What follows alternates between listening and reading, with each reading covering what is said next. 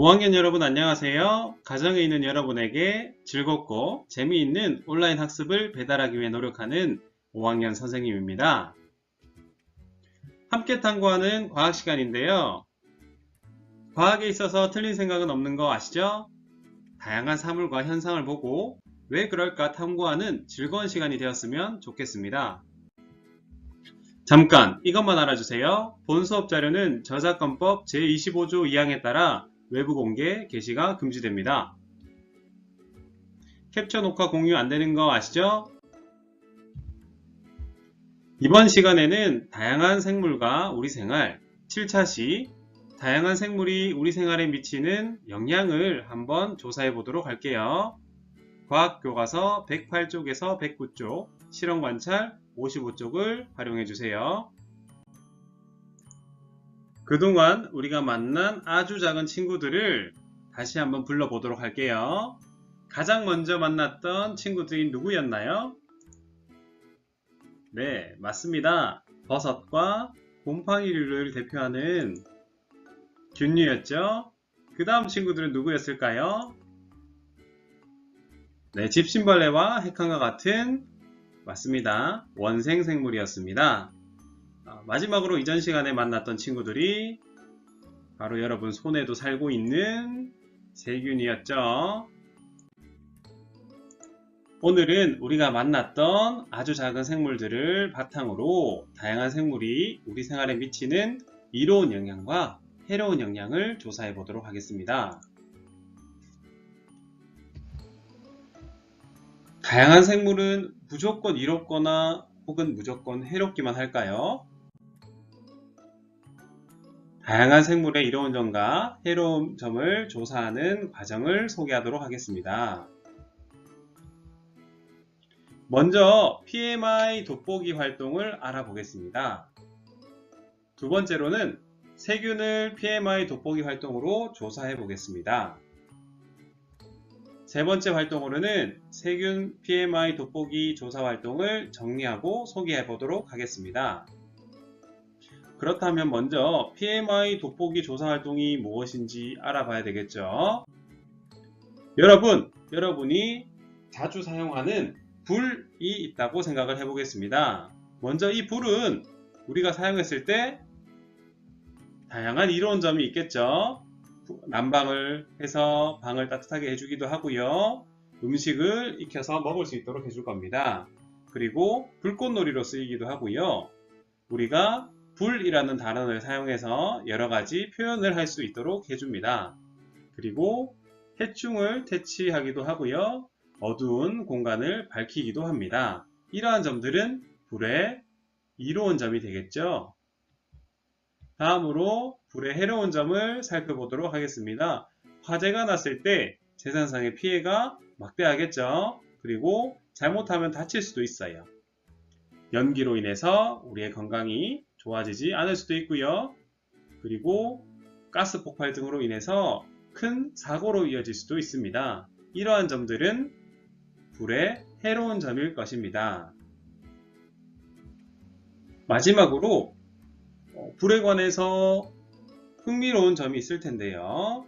이렇게 불은 이로운 점도 있지만 해로운 점도 갖고 있구나. 그 점이 흥미로웠습니다. 이렇게 이야기하는 친구들도 있을 것이고요. 온도가 높은 불은 빨간 불이 아니고 다른 색이던데 이거 참 재밌더라 라고 생각하는 친구도 있을 겁니다.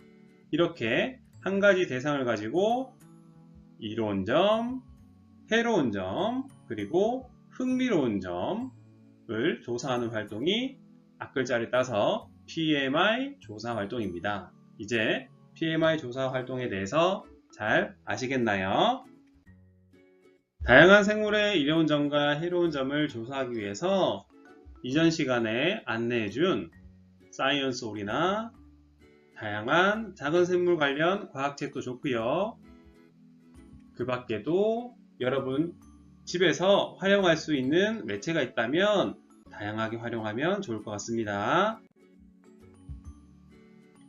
아주 작은 친구들의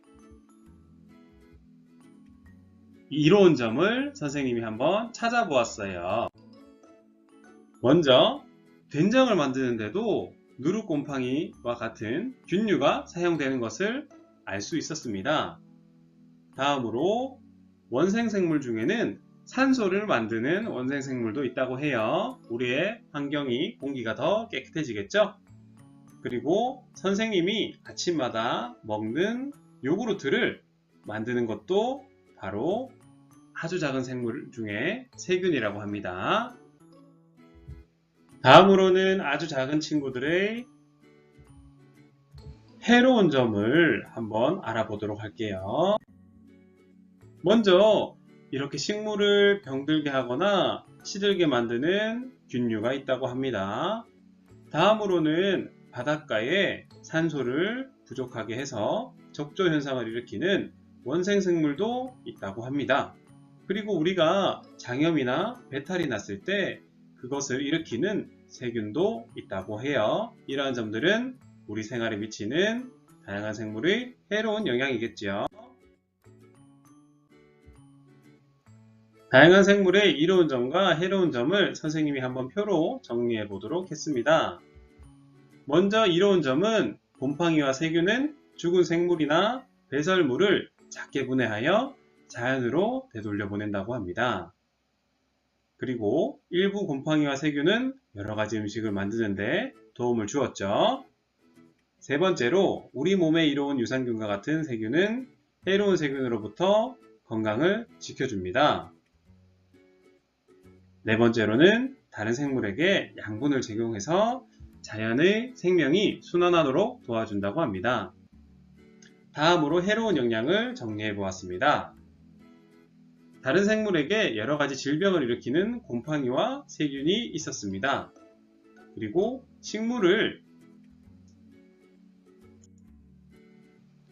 그리고 음식을 상하게 하는 곰팡이와 세균도 있었고요. 집과 가구 같은 물건을 못쓰게 만드는 곰팡이와 세균도 있었습니다.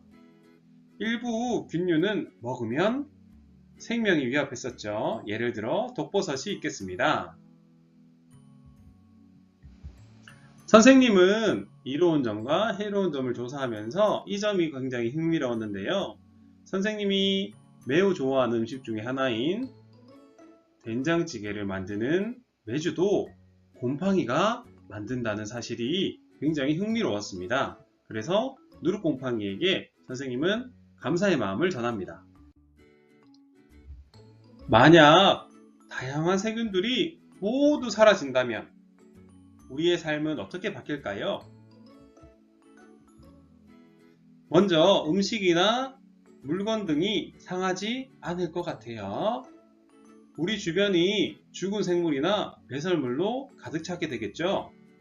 또한 김치, 요구르트, 된장 등의 음식을 만들 수 없습니다.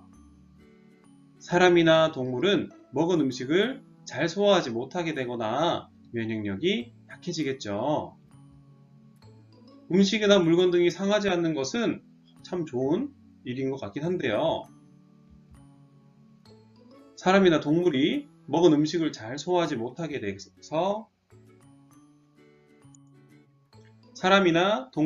먹은 음식을 잘 소화하지 못하게 돼서 면역력이 약해진다면 우리의 삶에 해로운 영향을 미칠 것 같습니다. 오늘 배운 내용을 정리해 보도록 하겠습니다. 다양한 생물은 우리 생활에 이로운 영향뿐만 아니라 해로운 영향을 주는 것을 배웠습니다. 다음 시간에는 첨단 생명과학은 어떻게 우리 생활에 활용되는지 알아보도록 할 텐데요. 첨단 생명과학 중 우리가 배웠던 아주 작은 생물을 이용한 첨단 생명과학을 알아보도록 하겠습니다. 오늘도 수고하셨습니다. 감사합니다. 영상 시청 후 선생님이 안내하는 과제를 성실하게 제출해 주세요.